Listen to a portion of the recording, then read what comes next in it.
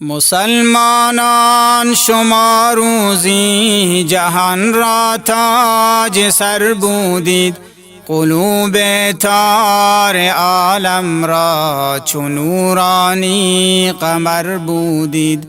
رسول الله شما را درس شیرین اخوت داد، دل غمگین و نالان را گل مهر و محبت داد. شما را وحدت آیین بود و حسرت در دل دنیا، برادروار بودید و مثال گوهری یک جا. شما با اتحاد و یک دلی شاه جهان بودید، برای هر ز پا افتاده ای دارالامان بودید.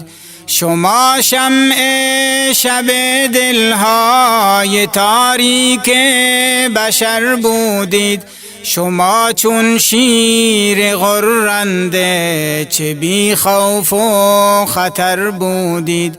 ولی افسوس کان ایام با هم بودن از ما رفت، جدایی آمد و وحدت سراسیم ز دلها رفت. مسلمان تفرقه سوزد همی بنیاد آیین را، مسلمان تفرقه سوزد همی بنیاد آیین را.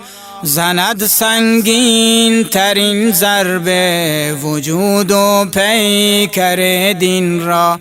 مسلمان دست در دست مسلمان دگر انداز، که آن عز و شکوه و غیرت دیرین آید باز.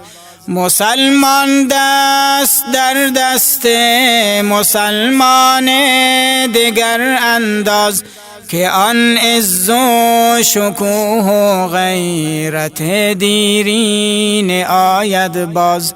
که آن عز و شکوه و غیرت دیرین آید باز.